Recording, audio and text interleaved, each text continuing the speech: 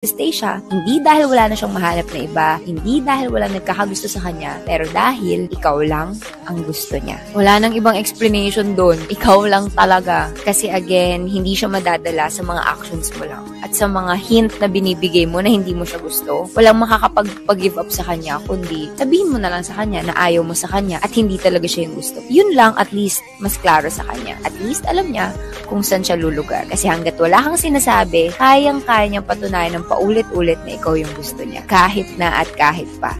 Trust me, pag yung isang tao gusto ka. Kahit ano pa yan. Kahit gaano ka pa kahirap pakisamahan. Kahit gaano ka pa kahirap isatisfy. Kahit napaka-demanding mo. Kahit napakasuplado mo. At kahit pa pinapahirapan mo siya, kung gusto ka niya. Kahit ano pang ka-red flagan yung pinapakita mo, walang tatalo sa patience ng isang taong gustong-gusto ka. Kasi alam mo, kahit gaano pang kasamaan yung ipakita mo sa kanya at kahit countless reasons na yung pinaramdam mo sa kanya para sabihin hindi ka okay na tao, magsistay yan. Pero bakit? Ang dami-dami namang tao sa buong mundo na mas tatratuhin siyang tama. Trust me, alam na alam niya yon. Alam niyang napakaraming tao sa buong mundo. Pero magsistay siya, hindi dahil wala na siyang mahanap na iba, hindi dahil wala nagkakagusto sa kanya, pero dahil ikaw lang ang gusto niya. Wala nang ibang explanation doon, ikaw lang talaga. Kasi again, hindi siya madadala sa mga actions mo lang. At sa mga hint na binibigay mo na hindi mo siya gusto, walang makakapag-give up sa kanya, kundi sabihin mo na lang sa kanya na ayaw mo sa kanya at hindi talaga siya yung gusto. Yun lang, at least, mas klaro sa kanya. At least, alam niya kung saan siya lulugar. Kasi hanggat wala kang sinasabi, kayang-kaya niyang patunayan ng paulit-ulit na ikaw yung gusto niya. Kahit na at kahit pa. Trust me, pag yung isang tao gusto ka. Kahit ano pa yan. Kahit gaano ka pa kahirap pakisamahan. Kahit gaano ka pa kahirap isatisfy. Kahit napaka-demanding mo. Kahit napakasuplado mo. At kahit pa pinapahirapan mo siya, kung gusto ka niya.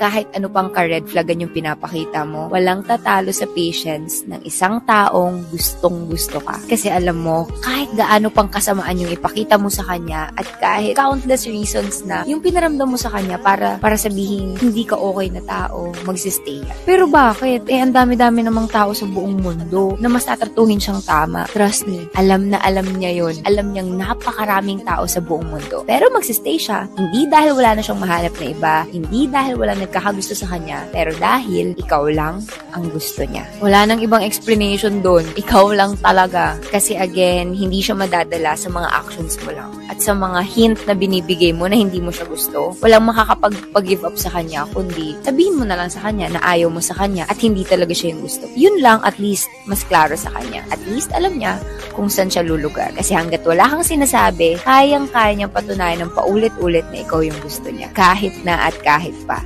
Trust me, pag yung isang tao gusto ka. Kahit ano pa yan. Kahit gaano ka pa kahirap pakisamahan. Kahit gaano ka pa kahirap isatisfy. Kahit napaka-demanding mo. Kahit napakasuplado mo. At kahit pa pinapahirapan mo siya, kung gusto ka niya. Kahit ano pang ka-red flagan yung pinapakita mo, walang tatalo sa patience ng isang taong gustong-gusto ka. Kasi alam mo, kahit gaano pang kasamaan yung ipakita mo sa kanya at kahit countless reasons na yung pinaramdam mo sa kanya para sabihin hindi ka okay na tao, magsistay yan. Pero bakit? Ang dami-dami namang tao sa buong mundo na mas tatratuhin siyang tama. Trust me, alam na alam niya yon. Alam niyang napakaraming tao sa buong mundo. Pero magsistay siya, hindi dahil wala na siyang mahanap na iba, hindi dahil wala nagkakagusto sa kanya, pero dahil ikaw lang ang gusto niya. Wala nang ibang explanation doon, ikaw lang talaga. Kasi again, hindi siya madadala sa mga actions mo lang. At sa mga hint na binibigay mo na hindi mo siya gusto, walang makakapag-give up sa kanya, kundi sabihin mo na lang sa kanya na ayaw mo sa kanya at hindi talaga siya yung gusto. Yun lang, at least, mas klaro sa kanya. At least, alam niya kung saan siya lulugar. Kasi hanggat wala kang sinasabi, kayang-kaya niyang patunayan ng paulit-ulit na ikaw yung gusto niya. Kahit na at kahit pa. Trust me, pag yung isang tao gusto ka. Kahit ano pa yan. Kahit gaano ka pa kahirap pakisamahan. Kahit gaano ka pa kahirap isatisfy. Kahit napaka-demanding mo. Kahit napakasuplado mo. At kahit pa pinapahirapan mo siya, kung gusto ka niya.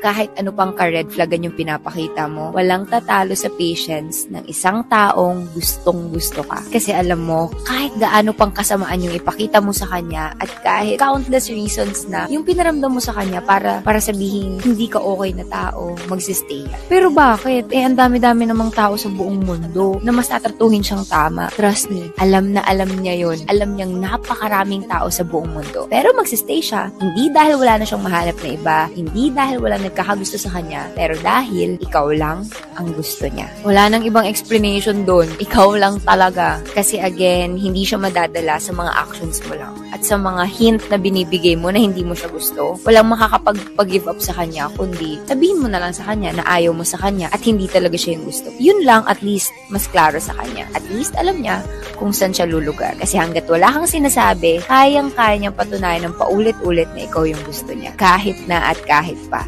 Trust me, pag yung isang tao gusto ka.